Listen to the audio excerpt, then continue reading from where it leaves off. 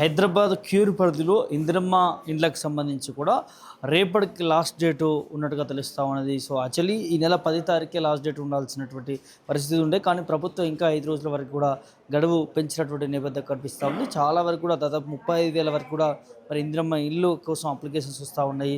దాదాపు ఈ క్యూర్ పరిధిలోనే 7,437కు సంబంధించినటువంటి ఇండ్లు ఇస్తామంటూ కూడా దట్టు తొలి విడతగా అనేది ప్రభుత్వం చెప్తా ఉంది. దాదాపు ఈ క్యూర్ పరిధిలో 1,00,000 ఇండ్లు కట్టి తీరుతాం అనేది ముఖ్యమంత్రి రేవంత్ రెడ్డి చెప్తున్నటువంటి పరిస్థితి కనిపిస్తూ ఉంది. ప్రస్తుతం మనం బంజారా హిల్స్లో మీ సేవకు రావడం జరిగింది. ఇక్కడ చాలామంది ఇందిరమ్మ ఇండ్ల అప్లికేషన్స్ కోసం కూడా లైన్లు కడుతున్నటువంటి నేపథ్యం మనకి కనిపిస్తూ ఉంది. సో రేపు లాస్ట్ అనడంతో కూడా భారీ ఎత్తున అప్లికేషన్స్ వస్తూ ఉన్నట్టు కూడా ఇటు తెలుస్తూ ఉన్నది. చూడొచ్చు, లైన్లో నిల్చుని మరి కూడా గంటల తరబడి ఇందిరమ్మ ఇండ్ల అప్లికేషన్ కోసం కూడా వెయిట్ చేస్తున్నటువంటి నేపథ్యాలు కనిపిస్తూ ఉన్నాయి. సో రేపటికి లాస్ట్ అనడంతో మరి భారీ ఎత్తున వస్తూ ఉన్నారు ఇండ్లకు సంబంధించి అప్లికేషన్ చేసుకోవడానికి. దట్టు రేపు మరి 15 ఆగస్టు కాబట్టి ఖచ్చితంగా మరి రేపు ఈ మీ సేవలు క్లోజ్ చేసేటువంటి పరిస్థితులు ఉండవచ్చు అనే దాన్ని కూడా తెలుస్తూ ఉన్నది. అయితే ఇవాళే లాస్ట్, మరి ఈరోజే ఈవినింగ్ సాయంత్రం వరకు కూడా ఈ అప్లికేషన్స్ కొనసాగే అవకాశం ఉంటుంది. రేపటి నుంచి మరి రేపు ఒక్కరోజు మీ సేవ క్లోజ్ ఉండేటటువంటి పరిస్థితులు ఉంటాయి కాబట్టి చాలా వరకు కూడా ఎదురు చూస్తూ ఉన్నారు. ఇవాళ అప్లికేషన్ పూర్తి చేసుకోవాలంటూ కూడా భారీ ఎత్తున వస్తున్నటువంటి పరిస్థితులు కూడా మనకి కనిపిస్తూ ఉన్నాయి. చూడొచ్చు, విజువల్లో చూస్తూ ఉన్నాము. అప్లికేషన్ చేసుకున్నటువంటి ప్రాసెస్ అదంతా కూడా చేస్తూ ఉన్నారు. దాదాపు ఒక్కొక్క మీ సేవల్లో మరి 50 నుంచి 100 మంది వరకు కూడా మరి క్యూ లైన్లో నిల్చొని మరి కూడా గంటల తరబడి వెయిట్ చేస్తూ ఈ ప్రక్రియ అనేది కొనసాగించేటటువంటి ప్రయత్నాలు చేస్తూ ఉన్నారు. సో దాదాపు రాష్ట్ర ప్రభుత్వం కూడా 5 రోజుల వరకు కూడా గడువు పెంచినటువంటి పరిస్థితులు మనకి కనిపిస్తూ ఉన్నాయి. దానికి సంబంధించి మరి ఒక్కసారిగా గడువు పెంచడంతో భారీ ఎత్తున అప్లికేషన్స్ కూడా వస్తూ ఉన్నాయంటూ కూడా అధికారులు చెప్తున్నటువంటి పరిస్థితి కూడా కనిపిస్తాను. ఒకసారి మీ సేవకు సంబంధించి కూడా అధికారులు ఉన్నారు, మాట్లాడించేటటువంటి ప్రయత్నం కూడా చేద్దాము. అన్న, ఏంటి ఇవాళ లాస్ట్ అప్లికేషన్ కూడా చాలా వస్తున్నట్టున్నాయి, ఏంటి అప్లికేషన్? ఈ ఇందిరమ్మ ఇల్లులు వచ్చేసి ఈ రోజే లాస్ట్, అంటే రేపటికి లాస్ట్ కాబట్టి రేపు ఇండిపెండెన్స్ డే ఉంది కాబట్టి హాలిడే అనమాట. దాన్ని బట్టి హాలిడే అంటే ఇండిపెండెన్స్ డే కాబట్టి క్లోజ్ ఉంటుంది ఆఫీసు. ఈరోజు ఇందిరమ్మ ఇల్లు అదే విధంగా ఆసరా పింఛన్స్, అంటే ఇది విడోస్, డిసేబుల్స్, డయాలసిస్ వాళ్ళ పేషెంట్ ఎవరైనా ఉన్న వాళ్ళు కూడా ఈ రోజు నుంచే ఆ అప్లికేషన్ ఈ రోజు నుంచి స్టార్ట్ అయింది. మొత్తం ఫుల్ రష్ అయిపోయింది మార్నింగ్ నుంచి. ఇక్కడ కాదు, ప్రతి ఒక్క చోట్ల ఇదే ప్రాబ్లం ఉంది. ఈ అప్లికేషన్ దీనికి ఆసరా పింఛన్కి అయితే లాస్ట్ డేట్ ఏం లేదు. వాళ్ళు గవర్నమెంట్ అనౌన్స్మెంట్ చేస్తుంది, దాన్ని బట్టి మనము ఆ ఇష్యూ ఇస్తాం. ఇందిరమ్మ ఇళ్ళకి సంబంధించి 5 రోజుల వరకు కూడా గడువు పెంచినట్టున్నారు కదా. సో ఏమైనా సాంకేతిక సమస్యలు ఏమైనా ఉన్నాయా? యాక్చువల్లీ మొన్న 10th వరకే లాస్ట్ డేట్ ఉండే. ఈ బోనాల్ హాలిడేస్, దాని హాలిడేస్, ఇవన్నీ హాలిడేస్ ఉన్నాయి కాబట్టి గవర్నమెంట్ ఏం చేసి ఇంకా 5 డేస్ ఎక్స్టెండ్ చేసింది అనమాట. ఈ 15th వరకు లాస్ట్ డేట్ అని చెప్పేసి చెప్పింది. నిన్న నుంచి హెవీ క్రౌడ్ ఉంటుంది అనమాట. అదేవిధంగా అన్ని అప్లికేషన్స్ అన్నేసి మనం స్కాన్ చేసి డాక్యుమెంట్ ప్రకారంగా మనం అప్లై చేసి మనం వాళ్ళకి ఇస్తున్నాం అనమాట. 16 నియోజకవర్గాల్లో అని చెప్పింది, కానీ ఆ నియోజకవర్గాల్లో లేని వారు కూడా అప్లై చేస్తున్నట్టు తెలుస్తుంది. మీ దగ్గరికి ఏమైనా వచ్చాయి అట్లాంటి కేసెస్ కూడా వచ్చాయి. అంటే మేము ఇక్కడనే 10 సంవత్సరాల నుంచి ఉంటున్నాం. మాకంటే ఆధార్ కార్డులో మన అడ్రస్ చేంజ్ ఉంటుంది ఇవ్వండి. మాదేం లేదు, గవర్నమెంట్ డిసైడ్ చేస్తుంది. అది ఇచ్చేది ఇబ్బంది అవన్నీ వాళ్ళు ఇచ్చేసి మీరు అప్లై చేసుకోవచ్చు, దాని ఏం ఇబ్బంది లేదని చెప్పేసి. రేషన్ కార్డు లేని వారు కూడా చేస్తున్నారన్న, దానికి ఏమన్నా? రేషన్ కార్డు లేని వాళ్ళు కూడా చేస్తున్నారు కొంతమంది. ఆప్షన్ ఉంది, దానిలో ఆప్షన్ ఉంది. అలా ఆధార్ కార్డ్స్ అన్ని ఫ్యామిలీ మెంబర్ తీసుకొని వస్తే దాన్ని బట్టి మనము అప్లికెంట్ చేసుకొని ఆధార్ నెంబర్ తీసేసుకొని మొత్తం అప్లై చేసి ఇచ్చేస్తాం. ఓవరాల్గా రేపటికి లాస్ట్ రోజు ఉన్నటువంటి పరిస్థితులు కనిపిస్తూ ఉన్నాయి. మరి రేపు ఆగస్టు 15th కాబట్టి మీ సేవలన్నీ కూడా క్లోజ్ చేసేటువంటి పరిస్థితులు ఉంటాయి, బంద్ చేసేటటువంటి నేపథ్యం ఉంటుంది కాబట్టి ఇవాళ భారీ ఎత్తున వస్తున్నటువంటి పరిస్థితి కనిపిస్తూ ఉంది అప్లికేషన్ చేసుకోవడానికి కూడా. సో దాంతోపాటు కొత్త పింఛన్, చేయూత పింఛన్ సంబంధించి కూడా అప్లై చేస్తున్నటువంటి పరిస్థితులు కూడా కనిపిస్తూ ఉన్నాయి. కొంతమంది రావడం జరిగింది, మాట్లాడించే ప్రయత్నం అయితే. అమ్మ, మీ పేరు ఎక్కడి నుంచి వచ్చారు? మహేశ్వరి. దేనికోసం వచ్చారు అప్లికేషన్? ఇల్లు కోసం. ఇల్లు కోసమేనా? సో తెలుసా దీని రూల్స్ అండ్ రెగ్యులేషన్స్ ఏంటి అనేది? మా హస్బెండ్కి తెలుసు. నాకు ఏ నియోజకవర్గం? మేము ఇక్కడ పంజగుట్టలో ఉంటాం. పంజాగుట్ట. సో అప్లై చేస్తున్నారా? ఏమంటున్నారు? ఏమేమి డాక్యుమెంట్స్ సమర్పిస్తున్నారు? ఇంకా అక్కడికి వెళ్తే తెలుస్తుంది. నాకు అక్కడికి వెళ్తే తెలుస్తుంది. Aadhaar cards and ration card అట్లాంటివి ఉన్నాయన్న తీసుకొని వచ్చారు. సో ఈ విధంగా అప్లై చేసుకుంటా ఉన్నారు. ఒకసారి మాట్లాడదాం. మీ పేరు? రాజు. ఎట్లా చూస్తారు రాష్ట్ర ప్రభుత్వం ఇందిరమ్మ ఇండ్ల కోసం అప్లికేషన్స్? ఇళ్ళ కోసమే వచ్చినాం మేము ఇప్పుడు. అయితే మాకు 20 ఇయర్స్ నుండి ఇక్కడే ఉన్నాము. ఇంతవరకు మాకు ఏం రాలేదు.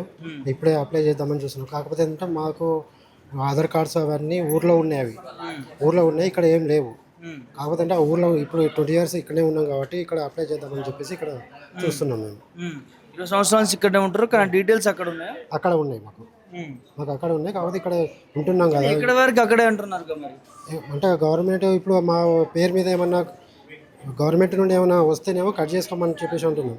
మా పేరు మీద ఏం రాలేదు, ఇప్పటి వరకు ఏం రాలేదు కదా. మీ గ్రామాల్లో కూడా మరి ఇందిరమ్మ ఇండ్లకు సంబంధించి ఇల్లు కట్టుకోవడానికి 5 లక్షలు కూడా ఇస్తుంది కదా మరి. అది ఇస్తుందని మాకు ఇంతవరకు రాలేదు, ఏమీ రాలేదు. ఒకవేళ ఇక్కడ వచ్చినా కూడా అక్కడ కట్ చేసుకోమనండి. ఇక్కడ ఇస్తే అక్కడ గవర్నమెంట్ నుండి మాకు ఇల్లు కంపల్సరీ రావాలంటే మాకు అక్కడ ఎక్కడ ఉన్న ఒక కాడ రావాలంటే మాకు ఇక్కడ 20 ఇయర్స్ నుండి మేము ఇక్కడ ఉన్నాం కాబట్టి మాకు ఇక్కడ రావాలని చెప్పేసి మేము ప్రయత్నిస్తున్నాం. ఎట్లా చూస్తున్నారు అంటే ఇన్ని హైదరాబాద్ పరిధిలోనే నియోజకవర్గం లోపలనే ఇస్తున్నారు కదా, ఇంట్లో ఎట్లా అనిపిస్తున్నది?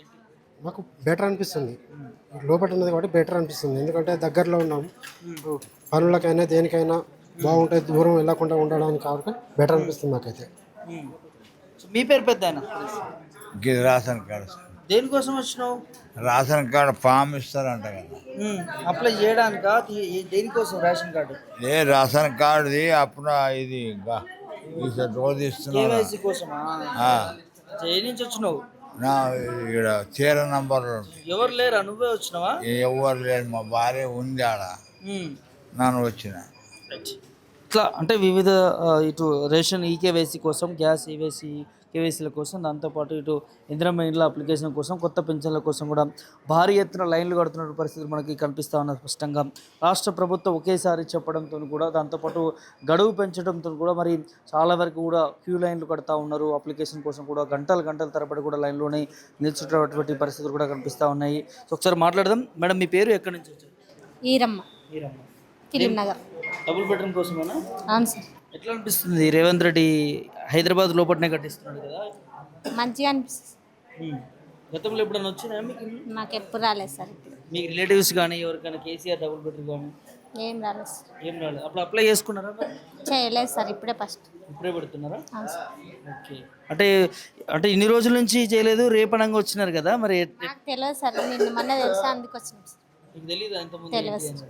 మరి చాలా లైన్ ఉన్నట్టున్నది కదా మరి. మామూలే సార్, ఇంకా కొంచెం ఓపుకున్నారు. నిలబడాలా, ఒప్పుకోదు, నిల్చుంటే అయితే అండి. అవును సార్.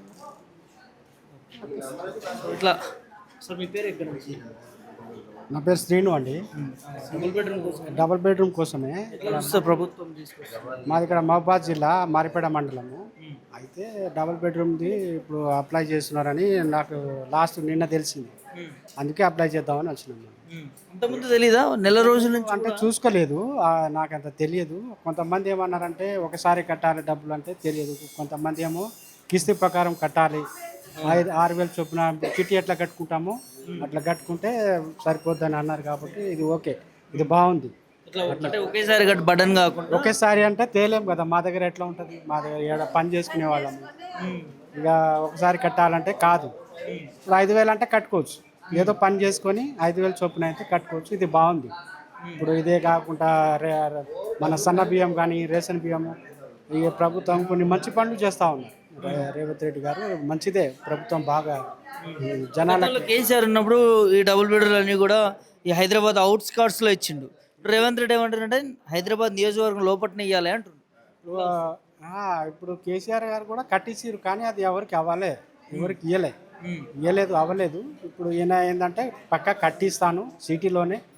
ఇప్పుడు పేదవాళ్ళకు ఎక్కడ ఉండే ఏ ఏరియా దగ్గర అయితే మీకు దగ్గరలో పని అందుబాటులో ఉన్నట్టుగా కట్టి ఇస్తామని చెప్తున్నారు. ఇది బాగుంది. ఇట్లా ఆసరా ఉంటుందా? ఆసరా ఉంటుంది, పని చేసుకోవడానికి ఏదైనా ఉపయోగకరం కల్పిస్తా అన్నారు. బాగుంది కదా. ఈ రూమ్ రెంట్లు కట్టలేకపోతున్నారని చాలా వరకు కట్టలేకపోతున్నాం. కొంతమంది వాచ్మెన్, అప్పుడు నేను వాచ్మెన్ చేస్తున్నాను పని.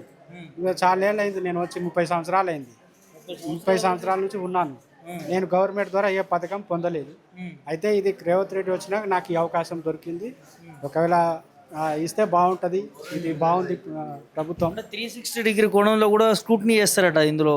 గతంలో ఇల్లు వచ్చినా లేకపోతే వాళ్ళ అమ్మ నాన్నకు వచ్చినా కూడా అప్లికెంట్ వాళ్ళ అమ్మ నాన్నకు వచ్చినా అంటే ఎవరికైతే పేదలకు ఉంటుందో వారికి వర్తింపజేసేటట్టు చూస్తున్నారు. ఎట్లా ఉంది? గత ప్రభుత్వం కాంగ్రెస్ ఉన్నప్పుడు అప్పట్లో వచ్చింది దాదాపు 30 ఏళ్ల కింద.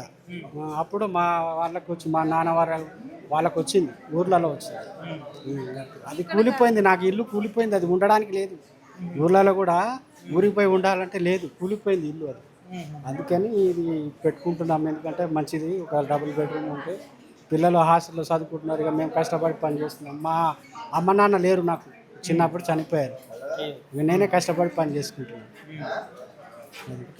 మీరేం చెప్తారు? ఇందిరమ్మ ఇళ్ళకి సంబంధించి రేవంత్ రెడ్డి మంచి పని చేస్తున్నాడా? మంచి పనే చేస్తున్నాడు.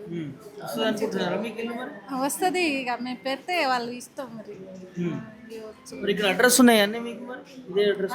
ఉన్నాయి, అడ్రస్ ఉన్నాయి, ఆధార్ కార్డు. చాలా మంది ఊర్లలో, గ్రామాలలో, జిల్లాలలో ఉన్నాయి కూడా ఇక్కడ అప్లై చేసుకుంటున్నారట. మరి ఇక్కడున్న వాళ్ళకి ఇస్తామని అంటున్నారు. ఇక్కడే ఉన్నాం మేము ఇన్ని సంవత్సరాల నుంచి. మాకు తెలియదు, ఇవాళ తెలిసింది, అందుకే చేద్దామని వచ్చి ఇస్తాము. ఇంతకుముందు తెలియదు మీకు? తెలియదు. ఇట్లా చూస్తారు ప్రభుత్వం ఇందిరమ్మ ఇల్లు. ఏ ప్రభుత్వం వచ్చినా అన్ని స్కీమ్లు పెడుతురు తప్ప అవి అవుతావో లేదో తెలియదు. ఇన్నేళ్ళు కష్టపడినాం కాబట్టి ఒకసారి చూద్దాం, అప్లికేషన్ అయితే పెడదాం. ఒకవేళ వస్తే బాగుంటుంది. కానీ నేను 30 years నుంచి ఉంటున్నాను హైదరాబాద్లో. చిన్నప్పటి నుంచి నాకు పెళ్ళయింది, 2 పిల్లలు. ఆయన మా నాన్న టైం నుంచి ఉంటున్నాం. ఏవి గవర్నమెంట్ నుంచి ఏ పథకాలు కూడా మనకు రాలేదు. కేసీఆర్ టైంలో కూడా ఏం రాలేదు. అన్నీ ఎవరికి వెళ్తున్నాయేమో తెలియదు. పేదలకైతే ఎవరికి వస్తలేవు. ఈయన కూడా కట్టిస్తా ఉంటుంది కానీ నమ్మకం లేదు. చూద్దాం ఈయన ఎంతవరకు చేస్తారని చెప్పేసి అప్లికేషన్ పెడతాం. రేవంత్ రెడ్డి అంటాడు గతంలో ఎక్కడో మారుమూల ప్రాంతాల్లో ఇచ్చారు, ఇప్పుడు సిటీ నడిబొడ్డునే ఇస్తున్నాం. దానికి కాస్ట్ వచ్చేసి కూడా 60-70 లక్షలు కూడా ఉంటుంది ఒక్కొక్క ప్లాట్కి. మేము 6 లక్షలే అది విడతల వారిగా అంటున్నాడు. ఎట్లా చూస్తారు? ఎక్కడిచ్చినా కానీ ప్రజలకి కొంచెం అంటే కేసీఆర్ కట్టించినట్టు ఏదో పట్టుకుంటే కింద కూలిపోయేలాగా అలా కాకుండా మిడిల్ క్లాస్ వాళ్ళు ఎలా కట్టుకుంటారో ఆ రకంగా కట్టించినా ఓకే మనకి. అది సిటీ బయట అయినా సరే, సిటీ లోపలైనా సరే, ఇక్కడ అక్కడ. ఎందుకంటే ఏళ్ళ తరబడి రోడ్ల మీద ఉంటున్న వాళ్ళు, అసలు గుడిసెలలో ఉంటున్న వాళ్ళు చాలామంది ఉన్నారు. ఒక 30 years నుంచి నేను ఉంటున్నాను కదా. మా నాన్న మేము బస్సీలో ఉంటాం, ఇప్పటికి ఇల్లు లేదు, రేకుల ఇల్లులోనే ఉంటున్నాం. నాకు పెళ్ళి అయింది, 2 పిల్లలు. మా బ్రదర్ ఉన్నాడు, ఆయన కూడా పెళ్ళికి ఉన్నాడు. ఎవరైనా ఏం చేస్తారని అంటే చేస్తున్నామని, కానీ ఇల్లు ఉందా అంటే హైదరాబాద్లో 30 years నుంచి ఏం లేదు. ఓన్లీ రేకుల ఇల్లు ఉందని చెప్పుకోవడం తప్ప ఏం లేదు. ఏ గవర్నమెంట్ వచ్చినా కానీ ఏమో చూస్తున్నాం. అప్లికేషన్ అయితే పెడతాం, వస్తే మంచిదే. నాది కూడా మహబూబ్నగరే. ఏమో మా మహబూబ్నగర్ సంబంధించి ఆయన మహబూబ్నగర్ డిస్టిక్ ఏమైనా చేస్తాడు, లేకపోతే అక్కడ నుంచి వచ్చింది కాబట్టి మా బాధలు తెలుస్తాయి. పారమూరు వాళ్ళ అందరి బాధలు, ఎందుకంటే వలసలు అక్కడ నుంచి ఎక్కువ వచ్చారు హైదరాబాద్కి. రేవంత్ రెడ్డి కూడా అంటాడు హైదరాబాద్లో ఈ లేబర్ పనులు, చిన్న చిన్న పనులు చేసుకున్నంతా మా పాలమూరు బిడ్డలే, ఎక్కడున్నా వాళ్ళకి న్యాయం జరుగుతుందని అంటున్నాడు. చాలా వరకు అదే అండి. ఇప్పుడు అని కాదు, ఫస్ట్లో అసలు హైదరాబాద్కి వలస వచ్చిన వాళ్ళు పాలమూరు వాళ్ళు ఉంటారు. ఆ తర్వాత చూస్తే నల్గొండ అటు సైడ్ నుంచి ఉంటారు.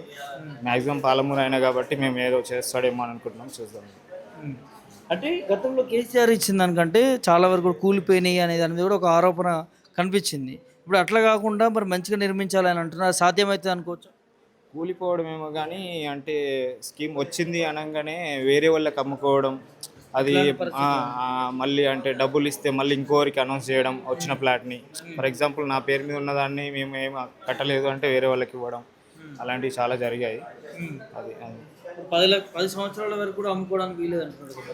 అది బాగుంది అంటే మరి బెటరే అండి. ఎందుకంటే ఒక 10 years వరకు ఉంటే కూడా వాడికి ఇల్లు మీద అనేది ఎంత అవసరం ఉంటుందో తెలుస్తుంది. ఒకవేళ ఆయన అవసరం తీరిన తర్వాత కూడా అమ్ముకుంటే కూడా బాగుంటుంది కదా. ఒకవేళ రేట్లు కూడా పెరగచ్చు ఆ టైంలో. నియోజకవర్గం లోపల కట్టిస్తా అంటుండు కాబట్టి రిజిస్ట్రేషన్ కూడా చేపిస్తామంటున్నారు. అదే ఫ్రీ ఆఫ్ కాస్ట్. అందుకోసం అని చెప్పేసి బాగుంటుంది. కేసీఆర్ కన్నా ఇది బాగుంటుంది. ఒకవేళ సక్సెస్ అయితే బాగుంటుంది. అంటే ఇప్పుడు అయితే అమలు చేస్తుండు, కానీ సక్సెస్ అయితే ఇంకా బాగుంటుంది. ఇల్లు అంటున్నారు, కానీ దీంట్లో ప్రతిపక్షాలు ఏమంటున్నాయంటే కేవలం రాజకీయ లబ్ధి కోసం పేరు చెప్పి ఓట్లు దండుకోవడానికి చేస్తున్నారు అనేది ఒకటి వినిపిస్తా ఉంది. ప్రతి రాజకీయ నాయకుడు ఆ రకంగానే చేస్తారండి. ఎంతో కొంత లాభం లేకుండా అయితే ఎవరు చేయరు. ఈయన దేనికోసం చేస్తున్నారు కానీ పేదల కోసం అయితే ఇది అయితే ప్లాన్ చేసిండు కదా. పేదలకి మాత్రం అంటే ఎటువంటి ఆధారం లేని వాళ్ళకి మాత్రం ఇల్లు అని చెప్పేస్తారు. అంటే టోటల్ బ్యాక్గ్రౌండ్ అంటే ఫ్యూచర్లో కూడా ఎవరికి ఏం రాకుండా ఉన్న వాళ్ళ ఫ్యామిలీలో అలాంటి వెరిఫికేషన్ చేస్తుంది కాబట్టి ఓకే బాగుంటుంది. ఎందుకు ఇంత లేట్గా మీరు అప్లై చేసుకుంటున్నారు? అంటే ఇన్ని రోజులు తెలియదండి. అంటే మనకి అమౌంట్ విషయంలో ఎలా కట్టాలి ఏందనేది తెలియదు. అందుకోసం అని చెప్పేసి ఫైనల్గా ఏం చెప్తారు? అందరూ అప్లై చేసుకుంటారు. రేవంత్ రెడ్డి సార్ పేదలకి అంటే వెరిఫికేషన్ చేయండి, అంటే జెన్యున్ వెరిఫికేషన్ చేసి ఎవరైతే ఎలిజిబుల్ ఉన్నారో వాళ్ళందరికీ ఇల్లులు పక్కా ఇవ్వండి. 1,00,000 కాకపోతే ఇంకా ప్రభుత్వం, ఎందుకంటే మీకు ఎప్పటి నుంచో ఓట్లు వేస్తారు, ఎన్ని ప్రభుత్వాలు వచ్చినా పేదల బతుకులు మారతలేవు. కాబట్టి ఎలిజిబిలిటీ ఉన్న వాళ్ళకి ఇల్లు ఇప్పించాలని మేము కోరుతున్నాము. ఇది ఓవరాల్గా ఎవరికైతే ఎలిజిబిలిటీ ఉందో, ఎవరికైతే ఇల్లు అవసరం ఉందో అట్లాంటి పేదలకే మరి ఇందిరమ్మ ఇల్లు అనేది టవర్స్లో ఇల్లు ఇవ్వాలంటూ కూడా ఇక్కడికి వచ్చినటువంటి చాలామంది అప్లికెంట్స్ చెప్తున్నటువంటి పరిస్థితి కనిపిస్తూ ఉన్నది. సో గతంలో కేసీఆర్ ఇచ్చినప్పుడు ఇండ్లన్నీ కూడా హైదరాబాదు మారుమూల ప్రాంతాల్లో ఇచ్చినటువంటి పరిస్థితి మనకు కనిపించింది. కానీ ఇక్కడ నియోజకవర్గంలోని అంటే హైదరాబాద్ లోపల కీర్ పరిధిలోనే ఏ నియోజకవర్గంలో ఎన్ని ఇళ్ళు ఉంటాయి అనే దాన్ని కూడా ఇప్పటికే రాష్ట్ర ప్రభుత్వం రిలీజ్ చేసింది. మరి ఆ నియోజకవర్గాల వారిగా ఇల్లు కట్టిస్తూ ఉంది. సో ఎక్కడ ఉన్న వారికి అక్కడే ఇల్లు కట్టిస్తే వారికి ఉపాధి కోల్పోకుండా ఉంటుంది, దాంతోపాటు ఆ రెంట్లు కూడా కట్టుకోకుండా ఉంటుంది. కాబట్టి అన్ని రకాలుగా మరి ప్రభుత్వం కూడా చేస్తుంది. సో ఇందులో ఎట్లాంటి అవినీతి లేకుండా, అక్రమాలకు పాల్పడకుండా పారదర్శకంగా జరగాలి.